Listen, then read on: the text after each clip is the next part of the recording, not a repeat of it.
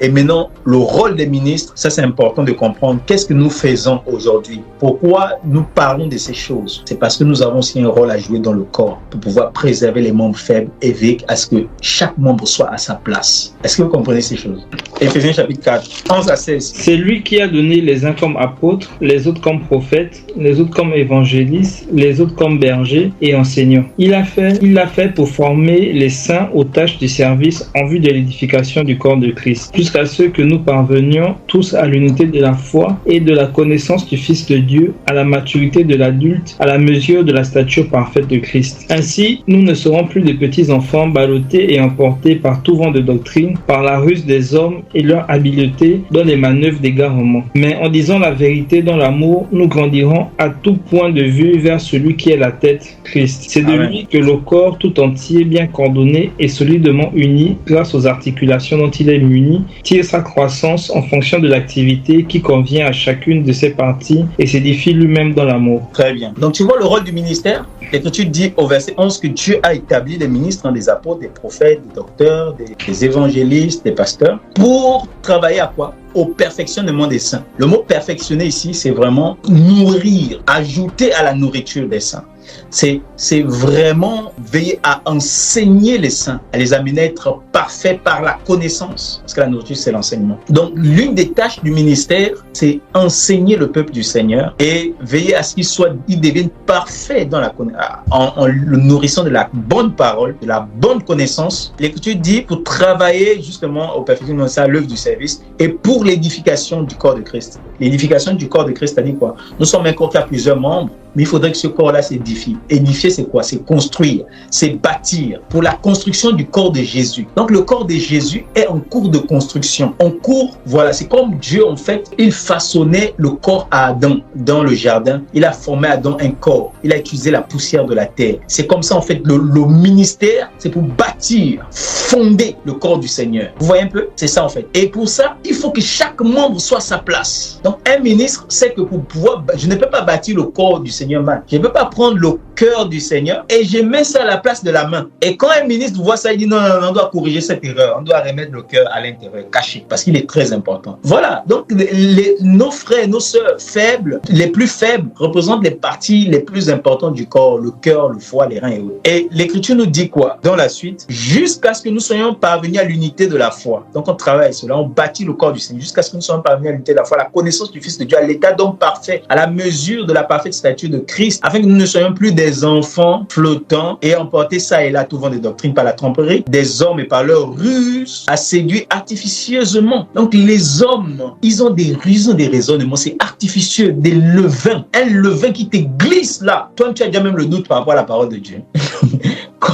Comme Ève a eu le doute, Dieu a-t-il réellement dit? Dieu a-t-il réellement dit? Non, ça c'est plus d'actualité, ça c'est des raisonnements démoniaques qui viennent enlever du crédit à la parole du Seigneur. On ne la reçoit plus comme la parole du Seigneur, mais on la reçoit comme la parole des hommes. Or, les apôtres ont dit que vous avez reçu la parole que nous avons prêchée, non comme la parole des hommes, mais comme elle est véritablement la parole de Dieu qui agit en vous qui croyez. Est-ce qu'on commence ces choses, mes frères? Mes sœurs. Donc ici, les ministres, qu'est-ce qu'ils font? Ils travaillent à rejeter, à mettre l'ordre dans le corps. Vous avez vu les apôtres, ils ont passé le temps à mettre de l'ordre, à coordonner, à mettre chaque membre à sa place, comme on va encore le voir dans les Écritures. Et regarde le verset 14. Donc les hommes, ils ont des moyens de pouvoir séduire. Ils séduisent pour que les gens soient flottants. Tu flottes, c'est-à-dire que tu es léger, tu n'es pas assis, tu n'es pas enraciné dans la doctrine de Christ. Tu flottes dans le corps. Tantôt tu es ici, tantôt tu es là, tu bouges ici, tu bouges là-bas. Le vent te pousse, la doctrine. Le vent des doctrines te pousse, parce que tu n'as pas les os d'en haut qui te donnent d'être reposé, d'être solidement établi et de réfuter toute fausse doctrine. Mais quand tu es encore un enfant, c'est-à-dire tu es faible, tu vas être flottant et ballottant. Voilà, c'est ça en fait. C'est ce que l'ennemi fait. Et il met les hommes, les faibles, il les met là-bas. Parce que vous savez que l'enfance aussi, c'est ce que j'ai dit, l'ignorance, le manque d'expérience, c'est ça l'enfance, qui fait que tu es aussi faible. Et beaucoup de gens qui sont enfants, à cause de leur faiblesse, l'ennemi aussi les utilise, il les fait flotter dans le corps et ils sont là et le corps est désordonné. Comme ça, le corps ne peut pas croître en fait. Et les femmes aussi sont l'image, comme on a dit, les enfants, les femmes. Donc il y a cette faiblesse-là, l'ignorance, ça c'est l'enfance. l'ignorance et le manque d'expérience, ça c'est l'enfance, et la faiblesse de la femme par rapport au vase. Et même avant, quand on envoyait les gens à la guerre, on n'envoyait pas les femmes et les enfants. Pourquoi? Parce qu'on les voyait comme des personnes faibles. On ne voyait que des hommes qui avaient l'âge d'aller en guerre. Est-ce que vous voyez ça? Donc ici, si on n'est que des enfants en Christ, ou bien si on est des membres faibles et qu'on n'est pas à notre place, parce que la faiblesse, c'est pas mauvais d'être faible, mais il faut être à sa place. Voilà, la faiblesse doit être comblée chacun autant convenable. Les femmes, quand elles vont quitter ce corps de femme et revêtir pleinement le corps glorieux, c'est-à-dire le Fils de Dieu, elles ne seront plus dans cette faiblesse. Les enfants aussi, quand ils atteignent la stature de Christ, ils ont la connaissance et l'expérience, ils ne sont plus flottés et ballottants, ils sont déjà fermes dans la doctrine. Vous voyez un peu? Donc chacun à son niveau, en sentant Dieu ôte la faiblesse et faire rentrer dans la gloire. Aujourd'hui, on est sémé, on est sémé même quand on meurt avec le corps rempli de faiblesse, on soit avec un corps puissant, glorifié. Je ferme cette parenthèse. Le verset 15, il dit « Afin que suivant la vérité avec charité, nous croissons. » Donc si nous ne suivons pas la vérité avec charité, nous ne pouvons pas croître. Donc nous devons revenir dans la vérité de l'évangile. Et bien évidemment la prophétie, la suivre, l'obéir avec charité. Et c'est là où vient la croissance. La croissance, c'est-à-dire l'édification. La construction se fait. Vous voyez un peu? Ça c'est fait par Christ. C'est ce que l'Écriture dit. Avec nous croissons en celui qui est le chef, c'est-à-dire Christ. C'est Christ qui donne l'accroissement. C'est Christ qui donne la croissance. Mais pour cela, il faut que la vérité soit annoncée. Et pour cela, avec charité également. Et Christ donne l'accroissement. Et l'Écriture dit, en celui qui est le chef, c'est-à-dire Christ, donne tout le corps bien agencé ou bien lié ensemble par les jointures de son assistance, tire son accroissement selon la force qu'il attribue à chaque membre et qu'il s'édifie lui-même dans la charité. Donc le corps ensuite s'édifie lui-même, il grandit naturellement. Quand il est bien agencé, bien coordonné, chaque membre est à sa place. Chaque membre a une force qu'il exerce au service des autres. Comme on a vu la dernière fois, les membres ont soin les uns des autres, mais chacun à sa place. Et là, il va tirer sa croissance, son accroissement. Il va croître, il va s'édifier lui-même dans la charité. Amen. Il n'y a plus ni homme, ni femme, ni juif, ni grec.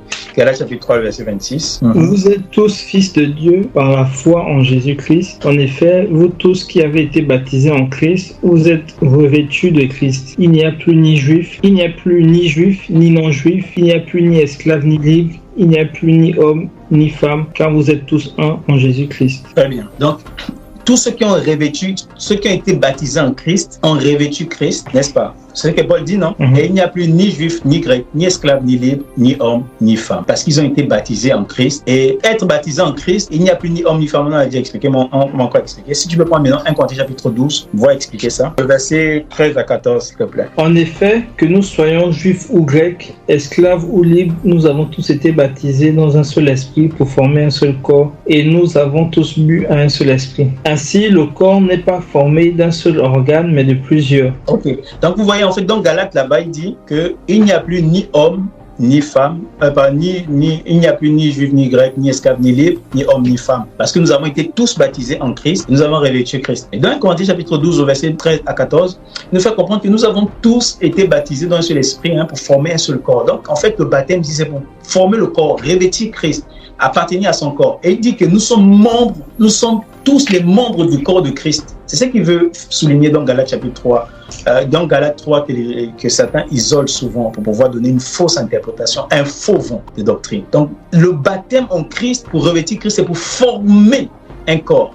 Quand il dit qu'il n'y a plus ni juif ni grec, c'est ce qu'il dit encore là, c'est parce que nous sommes maintenant membres du corps des uns des autres. Mais chacun doit être membre, doit être à sa place dans le corps. Et c'est ce que Paul va faire. Il va encore le dire, on va le lire. Lui-même, il a mis les uns et les autres à leur place. Par exemple, là, il allait un peu dans la relation des esclaves et des maîtres. Il allait aussi dans la relation des hommes et des femmes. Donc, il distingue encore. Il dit qu'il n'y a plus esclave, il n'y a plus ni esclave, ni libre. Mais en même temps, il donne une direction par rapport aux esclaves. Il donne une direction par rapport aux gens qui sont libres. Et il donne aussi une direction à l'homme. Il donne une direction à la femme. Donc, il fait une distinction. En fait, ce qu'il veut faire comprendre, c'est que nous sommes membres les uns des autres. Peu importe notre situation actuelle. Sachez que voici ça à quoi Dieu nous aspire. Pour l'instant, tant que nous sommes d'un même corps, au contraire, même servons-nous encore bien même, d'autant plus que nous sommes membres les uns des autres. Les maîtres ne doivent plus dominer sur les esclaves, mais au contraire, ils doivent les servir comme des membres de Christ. Et les esclaves ne doivent plus désobéir à leur maître, ils doivent plutôt, en fait, les servir comme servant le Seigneur même encore. C'est ça, en fait, cette sagesse-là que Dieu a donnée à Paul. Il n'a pas dit qu'il n'y a plus d'esclaves, il n'y a plus de libres d'une façon absolue. Non, bien évidemment, ça s'est manifesté parce que l'esclave était un affranchi du Seigneur. Et lui qui est libre aussi, le maître, est un esclave du Seigneur. Et c'est cette sagesse-là que Paul avait. Voilà, si on peut le prendre par exemple dans Colossiens chapitre 3, si tu peux prendre ça, frère. Colossiens chapitre 3, le verset 10 à 23. Il dit, il n'y a plus ni homme ni femme. Il le redit encore là-bas. Mais après, il va donner une direction. Voilà, par rapport aux hommes, par rapport aux femmes. C'est pour dire qu'aujourd'hui, il y a encore comme ça. Nous sommes encore comme ça. Et sachant qu'en Christ, bien évidemment, toutes ces choses vont disparaître, autant marquées par Dieu. Mais pour l'instant, tant qu'il y a encore cette distinction, d'autant plus que nous sommes membres d'un seul corps, servons-nous. Donc la femme doit être soumise à son mari. Le mari doit aimer sa femme. Tu vois un peu? Et il va encore dire aussi, il va donner une direction aux maîtres et aux esclaves.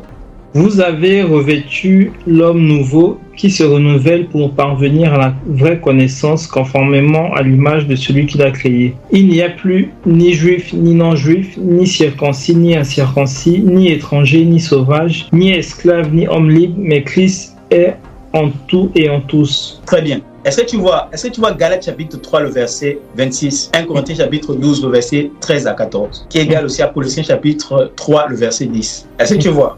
Ouais. Donc, on ne peut pas exiler un verset, on prend un verset, on le met à part et puis on donne une interprétation fallacieuse. Mais il faut rassembler les Écritures, comprendre la pensée de Paul. Donc, ici, il dit que on a revêtu l'homme nouveau en Jésus-Christ. Ben, il n'y a plus ni esclave, ni libre, ni esclave, ni libre, ni barbare, ni chiite. Tu vois un peu, là, il anéantit aussi les langues maintenant. Et il met en évidence qu'il n'y a que Christ qui est tout en tous. Mais continue. Ainsi donc, en tant qu'être choisi par Dieu, saint et bien-aimé, revêtez-vous de sentiments de compassion, de bonté, d'humilité, de douceur, de patience. Supportez-vous les uns les autres, et si l'un de vous a une raison de se plaindre d'un autre, pardonnez-vous réciproquement. Tout comme Christ vous a pardonné, pardonnez-vous aussi. Mais par-dessus tout cela, revêtez-vous de l'amour, qui est le lien de la perfection. Que la paix de Christ, à laquelle vous avez été appelés pour former un seul corps, règne dans votre cœur et soyez reconnaissants. Que la parole de Christ habite en vous dans toute sa richesse. Instruisez-vous et avertissez-vous les uns les autres en toute sagesse par des psaumes,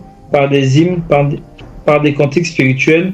Chantez pour le Seigneur de tout votre cœur sous l'inspiration de la grâce. Et quoi que vous fassiez en parole ou en acte, faites tout au nom du Seigneur Jésus en exprimant par lui votre reconnaissance à Dieu le Père. Femmes, soumettez-vous à votre mari comme il convient dans le Seigneur. Marie, aimez votre femme et ne vous aigrissez pas contre elle. Enfants, obéissez en tout à vos parents car cela est agréable au Seigneur. Père, n'exaspérez pas vos enfants de peur qu'ils ne se découragent. Esclaves, obéissez en tout à vos maîtres terrestres et pas seulement sous leurs yeux, comme le feraient des êtres désireux de plaire aux hommes, mais avec sincérité de cœur, dans la crainte de Dieu. Tout ce que vous faites, faites-le de tout votre cœur, comme pour le Seigneur et non pour des hommes.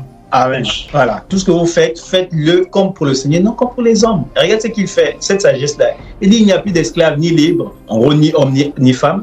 Mais ensuite, devant, il va dire une conduite à tenir. En fait, il va donner des commandements et des recommandations aux membres du corps. Comme nous formons tous un seul corps, c'est Christ qui est tout en tous. Ben, regardez comment il faut vous comporter.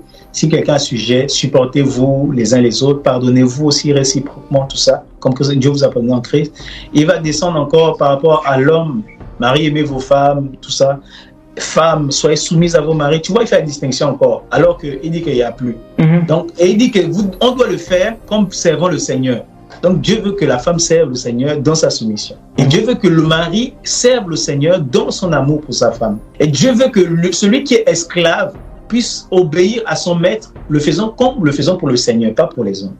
Et que le maître aussi ne doit pas user des menaces envers les esclaves, mais en les servant véritablement comme servant les membres du corps de Christ. Est-ce que tu vois un peu ces choses? Oui. Voilà, ça c'est ce que les apôtres ont fait. J'ai pris ça pour montrer comment les apôtres ont mis chaque membre à leur place. Ils n'ont pas veillé à ce que l'église soit désordonnée, mais ils ont mis chaque membre à sa place dans le corps, afin que le corps soit bien agencé et que par le lien de l'amour, l'église puisse croître, s'édifier, se perfectionner, devenir parfait, atteindre la dimension du Christ. Donc, c'est ça le rôle des enseignants, pour détruire les plans du diable. Et c'est ce que nous faisons aujourd'hui. Donc là, nous avons voulu d'abord ne pas passer directement sans pouvoir mettre en évidence les desseins de Satan, les machinations de Satan, la haine de Satan envers la femme, et aussi quel est le rôle du ministère dans tout ça, pour pouvoir détruire ses œuvres, pour pouvoir justement instruire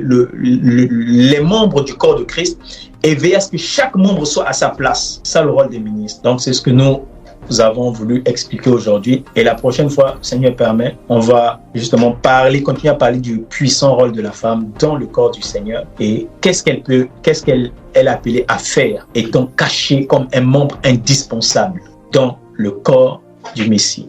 Amen. Donc, que le Seigneur soit glorifié. Je m'arrête là dans l'enseignement.